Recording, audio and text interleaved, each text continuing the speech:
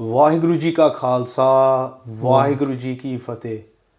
So today we have been able to organize this interview with someone that's local to the area, local to Southall in London, and we was approached by our brother who's sitting next to us a few months ago, and we was informed that there was a situation in the local area that had caused lots of grief and pain for this brother and his family. So we decided that it was very important to put this video out today.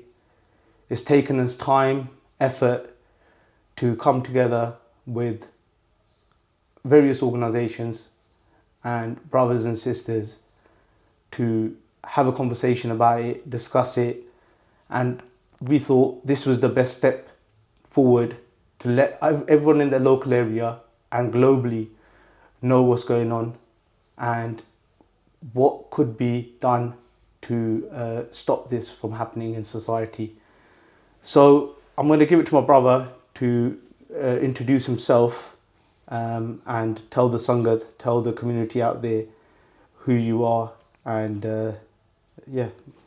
I'm called myself Mr. Singh.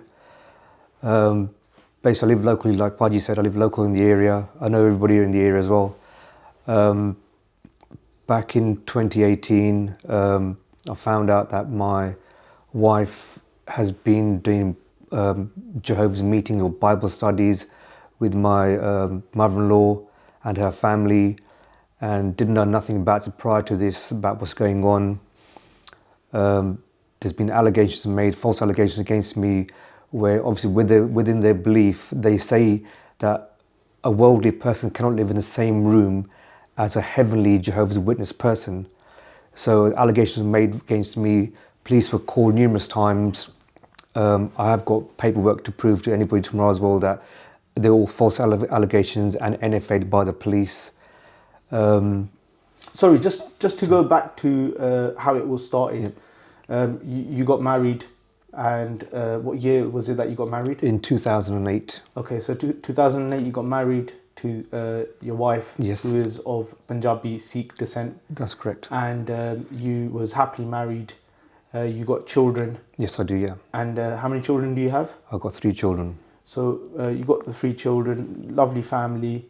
You're all there, living in a nice house, living the life. You're going to work, Yep. Earning bread and butter, and you come home one day, and then what do you learn that day when you come home? And what year was this, that after your marriage, 2008, what year was it that you started to... 2008, everything was perfect. Then in 2018, I noticed that my wife was always spending more time around the mum's house, the in-laws' house. So 10 years after your marriage? Yes, because everything, remember, that it's always been me, her and the kids. So everyone's wife goes back to the in-laws' house for a day or so, for a day out with the family on the weekends. But 2018, things changed drastically where she's spending more time there. I never see my wife or my kids. I was doing long hours at work, coming back home, she's not there. I had an hour's sleep, an hours of shower, have roti and go to sleep and start again next morning again. This continued for a whole year, hardly saw my kids or my wife, they're all around. I thought it was fine. But I wasn't expecting what I, in 2019, found out that she's actually converting to Jehovah's Witness. And that's where I was shocked. And so 2019 she's converted? Yeah. And you find out in 2019 that she's converted? Yes, properly, yeah. Where she's going to the Kingdom Hall to meetings twice a week. So prior to that, when do you think that it all started? What do you think? Was it like all of a sudden, or was it okay, you know what, it's been 3 years I've been going or learning about Jehovah's Witnesses, and I've decided to go on that path? I believe that it happened prior to 2018, before, where she's going to her mum's house doing Bible studies. So now my kids were going there as well. Then I noticed a big difference that she wouldn't come with me to Godora or go to someone's birthday party or Lori or Saki, none of that stuff. So sorry, so her mum converted to Jehovah's Witness? Yes. First. Yeah. Then she was going over, obviously, to see her mum. Yeah, quite often. Yeah. Yep. And then at some point, she's been told by her mum, listen, you got to do these studies. Yes. and then she started to do these studies, learning about it, and then you're saying that she's taken it upon herself to convert in 2019. Yep. That's when you find out. Yep. Then I find Bible books in the house. I think, what's this about? Then I thought it might be just her mum popped around the house to give her a kitab, just to, like, you know, bring her back that way. But I didn't know that she'd gone in that path already. Okay. So her mum was coming to my house doing Bible while I'm at work. The mum's doing Bible studies in my house. So what sort of long hours did you work at work? Because that's Yeah, okay. I started, obviously we had a new business, so I wake up at 4 o'clock in the morning, leave home by 5 o'clock, back home by 7 o'clock in the evening. so when you were coming back from work at 7, you was doing these long hours. Yep. Your wife was at home with the kids. Yep. And then- when you were coming home, when like anyone, I think you know, all of us go to work. We come home, and the main priority is to go home and spend time with your family. Yep. When you was arriving at home, Yep. you had your mother-in-law sitting there with the grandchildren. Yep. And your missus there, and they're studying. Yes. They're And- studying the Yep. Jehovah's book, basically. Don't get me wrong, I got angry a few times that what you lot doing? This is my house. Prior to I got married, that property was mine. But now you've come into my house and you're doing Bible study in my house. Listen, keep your stuff in your house and let me keep my family to myself. So what you think is that your mother-in-law was kind of imposing herself on your Yep. wife, where she was telling her, listen, you got to do this. Yep. And she was being very, like, there was a lot of pressure, and there was that sort of a tactic where she was really like trying to push it on her, where, you know what, darling, you're my daughter, you got to do this. Is that is that what you're trying to Yes, say? what it is, they're very manipulated, and if you don't go their way, they go against you. So I think the mother-in-law was talking to the wife all the time, was on the background, which she normally did as well, came around the house, and slowly, gradually, they work their way into people's heads that if you don't come to our path, that you will die. So a form of brainwashing, you Yes, say? brainwashing, that you will die, you will never go to paradise, you'll go to hell, all these kind of things. What about yourself, they were saying that? Yeah, to basically, what happened with my kids was that they told my kids that if you don't believe in Jehovah, your father will die. Okay. If you don't believe in Jehovah, you will go to hell. So all these kind of stuff. Emotional blackmail. Mentally. Yes, I'm going for a big battle right now with the courts, but that's for my kids' sake. My wife's a grown woman now. You can do what you want. I'm not interested in you no more. But it's the kids, the 3 Sikh children that came into the world. Their birthrights are Sikh. They were born as Sikhs. Everything was Sikhism from day one. But she's got me out of my house under false allegations. I've been to court, got a restraining order against me as well under false allegations. I couldn't back it up. So were these a part of the tactics that were Yes. kind of imposed on yourself, that, you know what, if this is the way we're going to do it, Yep. we're going to make his life living hell. Yep. And what was the... What it what is, was the it's like provoking you. Okay. They provoke you into A situation. saying something bad. Okay. It wasn't violence involved. All it was, I'll say something, oh, forget Jehovah, who gives a crap about Jehovah? Yeah, I saw a few times, but they classed as mental abuse.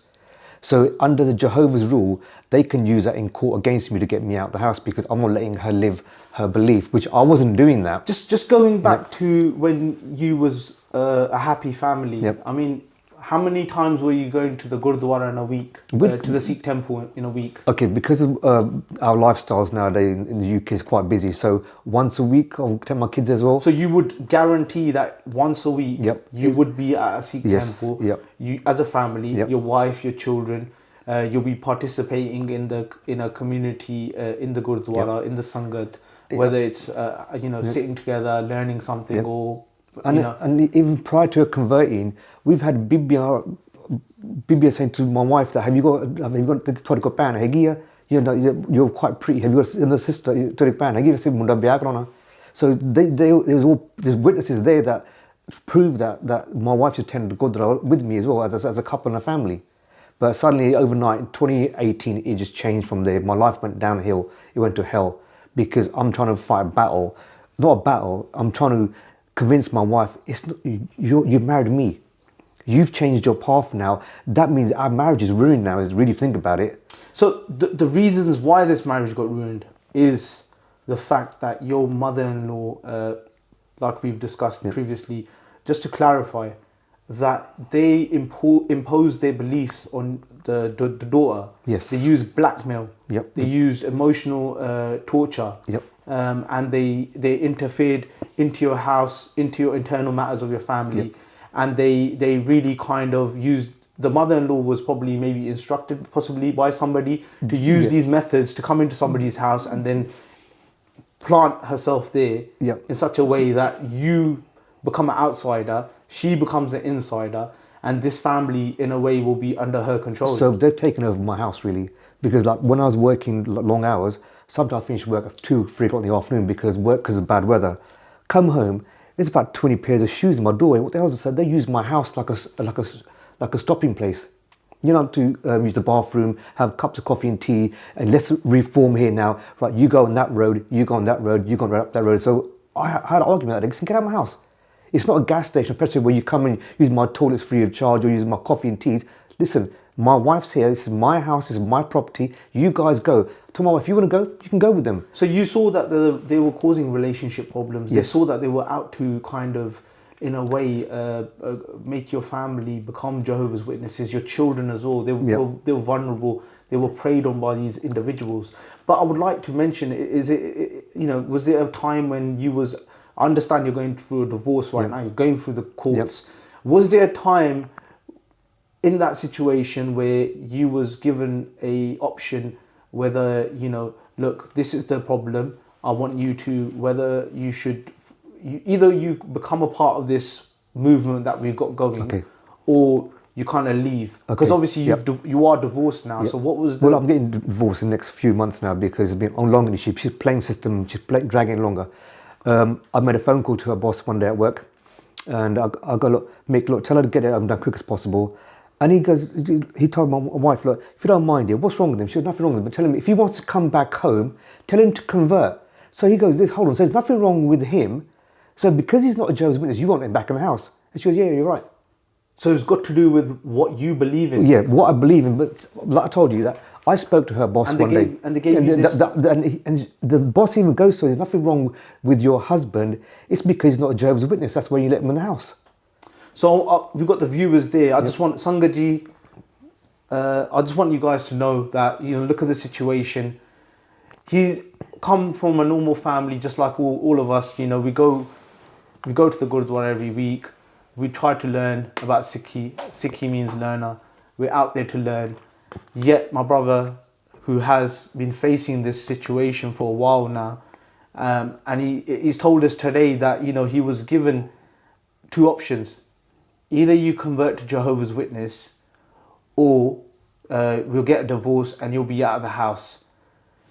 His family, his children have been converted to Jehovah's Witnesses, and the tactics that have been used by community leaders of their community, as well as family members, it tells us that there's a big plan that they had carved out for our brother here to destroy his family, to cause problems for himself as well, and to make him not be a Sikh and become a Jehovah's Witness as well. So, I mean, this is just not, I don't think this is a one occasion thing where it's just happened with our brother here.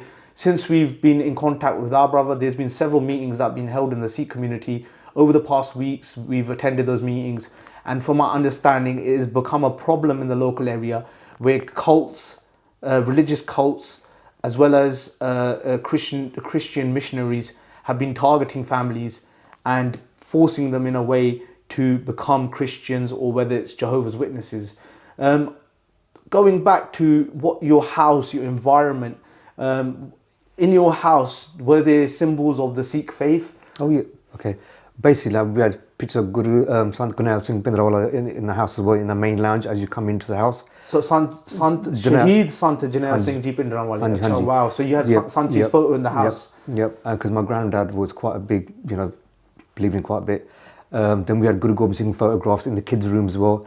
Then when I was kicked out of my property, I was moved into the annex. Okay. So when I come into the house to make my kids breakfast and lunch, I'd check the house out. All the photographs are hidden of Guru Gobind Singh Ji and Guru Nanak Dev Ji. So they're removed from the walls, from the places.